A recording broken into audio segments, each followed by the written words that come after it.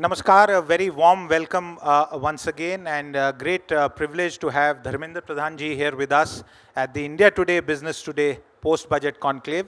Dharmendra ji, you've been a student activist who understands the pulse of the masses, and Prime Minister Narendra Modi has asked all his cabinet colleagues, including yourself, to explain the budget in the simplest manner possible. I want you to tell our audience here and those who are watching us live, what is the key element as far as the education sector is concerned? One analysis says that you have not received a very high allocation.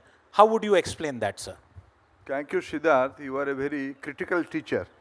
So whatever I will say, I don't know how much I can satisfy you, but I am very thankful to my leader, my Prime Minister and Finance Minister, for allocating handsomely to the knowledge vertical.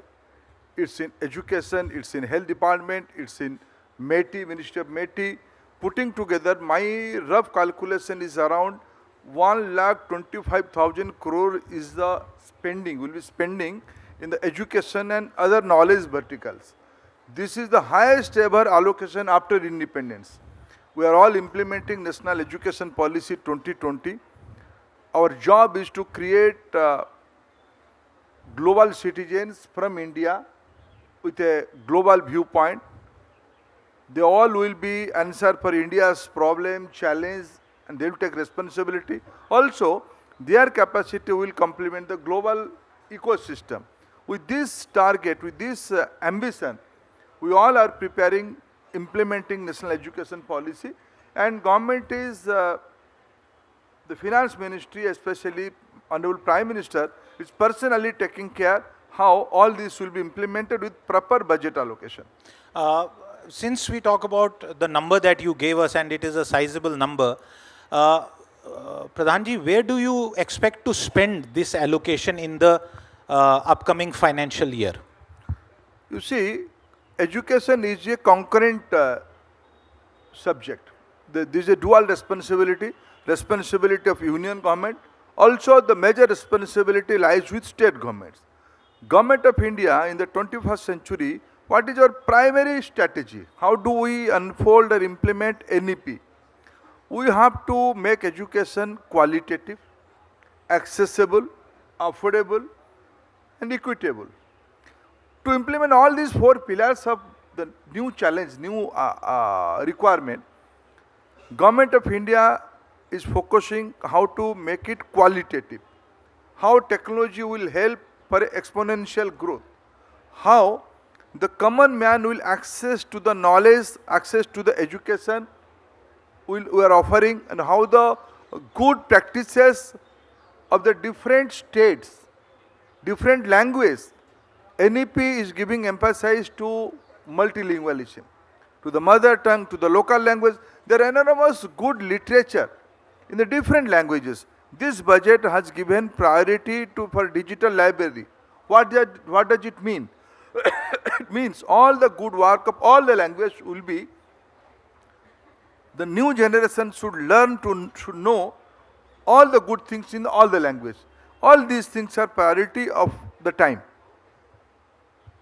Pradhanji, I was trying to look through some of the data on higher education, and the number that comes out is 44,000 crore. Now, this number is very important because the budget is about so many thousands of crores. We lose sight of the fact that the highest population of adolescent youth in the world is in India. What will your priorities be as far as the higher education sector is concerned, which is under your command? Before that, I will clarify. Exactly, education department spending is 1,12,000 crore. There are 300 million students in our country, 30 crore students in our country. Out of that, the recent IS report has reflected higher education students are 4 crore, 40 million. Rest 260 millions belong to the school education. 85% of the brain of a child has been saved by age of 8. Right. We can't disbalance, we have to make a clear balance, quite balance from all section of education students.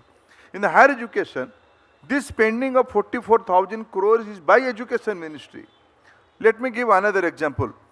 157 new nursing schools will be developed. The spending will come from Ministry of Health.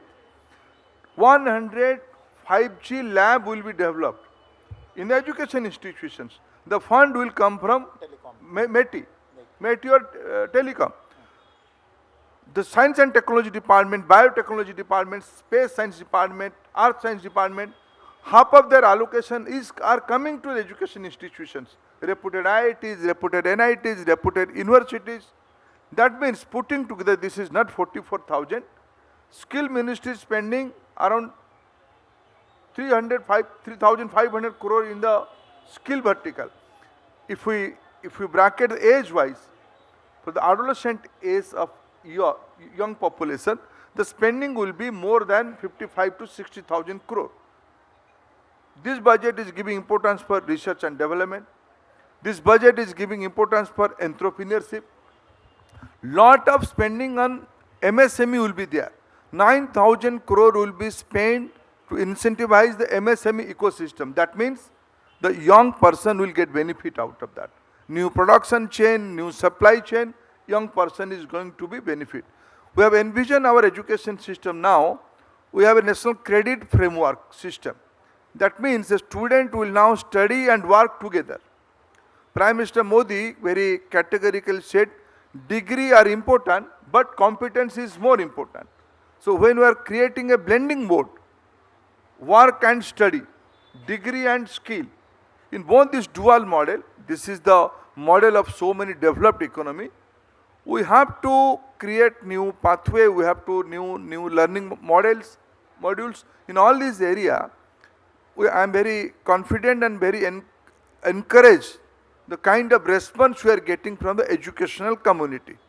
Dharmendra ji, from a very young age, you have spent time in attending student problems. One of the issues when we talk to corporate India people, they say that there is a lack of talent, quality manpower. And let's say IT sector, till recently there was a big chase for talent. People were getting 3 times, 4 times the salary. And that has led to its own consequences. Why does this issue still keep coming up despite the central, state and private sector investment in education? Because that for Prime Minister said, competence is more important than degree. What we are doing now? In India, we all are saying there should be a compatibility between industry, academia and policy maker, but practically it is not there today. NEP is giving us opportunity, and the approach of Honorable Prime Minister is in the same direction. We are working, I am citing one example.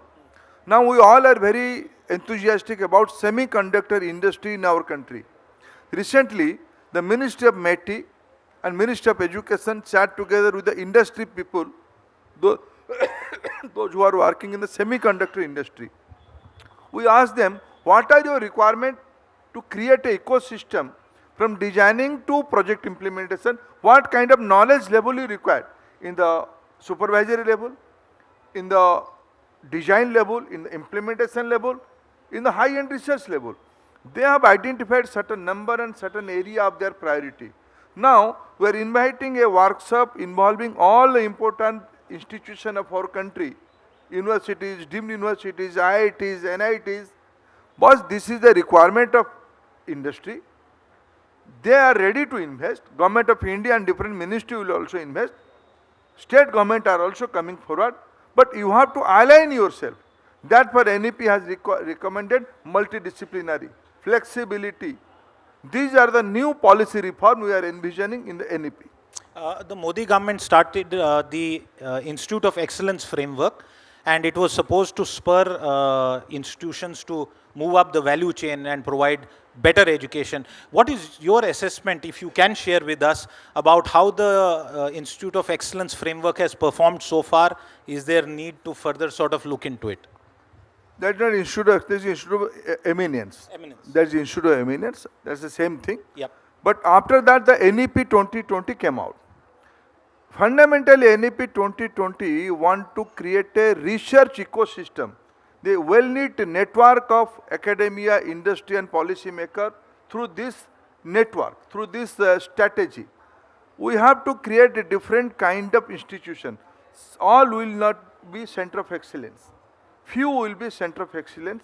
The primary condition of to be a center of excellence is autonomy. The academia should get freedom to get autonomy to envision what kind of course they want to design. Right. What kind of multidisciplinary they will envision in their industry, in their institutions. I can cite you one example. Recently I had been to Jammu. The IIM Jammu, IIT Jammu and AIMS Jammu, which is zero state, they are in the same locality. Coming together, all the three institutions, they have created a master degree after pandemic. How all the three knowledge ecosystem will create a new manpower. Dual degree, twinning of degree, multiversity. These are the new policy approach. All this will create few center of excellence in all the area. Now, gone are the days, singular vertical will develop. A doctor has to know about mechatronics, about engineering, about electronics, about digital functioning. Previously, the doctor academia was only limited up to human anatomy. Now, the medicine, the student of biochemistry will be more competent to create vaccine than a student from medical science. This multidisciplinary approach will be only achieved through autonomy. Now NEP is giving scope of this kind of thing. Two quick questions before I let you go. One, on the teacher education ratio, this budget, if I remember the numbers correctly, proposes to have 38,000 more teachers in Ekal Vidyalayas. How will the teacher education ratio progress going forward? This is 38,000 new teachers will be appointed by centrally funded scheme in Ekal Vidyalaya. Now, putting together state government's teacher and central government run institutions teachers and private school teachers putting together is 1 crore. This 1 crore people, 10 million teachers are there. We have to, if we want to create... And this includes all entire state, center? School teachers, 10 million school teachers. From nursery to class 12. This putting together 10 million teachers are there.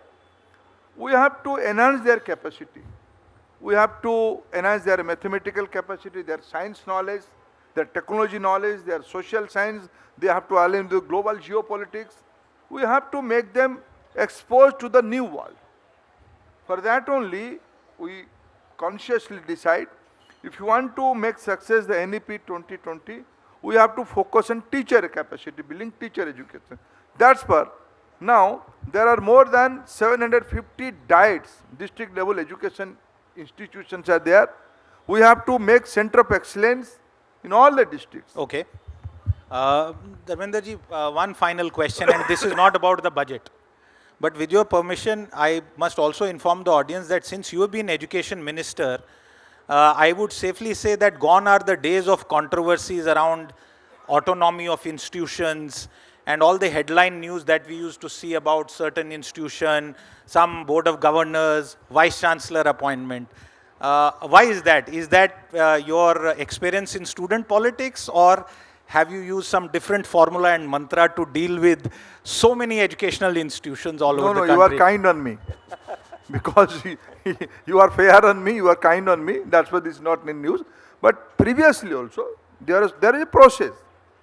There are process how a vice chancellor will be selected, how a professor, associate professor and assistant professor will be selected.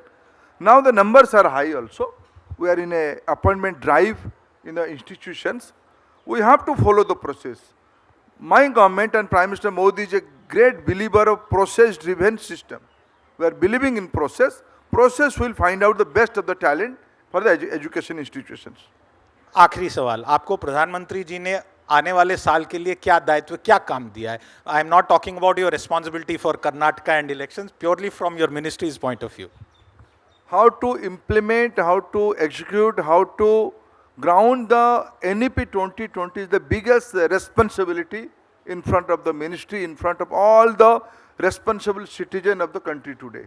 Now I am a small person in that ecosystem. Prime Minister Modi's expectation from the society, from the younger community, he is himself involving himself on the Pariksha Pe Charcha kind of initiative to give tips to the young generation. That much importance is giving to the future of the society. We all have to come to this point. We have to create global citizens. Absolutely, and I wish you all the very best for that very major responsibility. Pradhanji, thank you very much for your time with us today. With that, it's a wrap on this session. Thank you. Abha, over to you.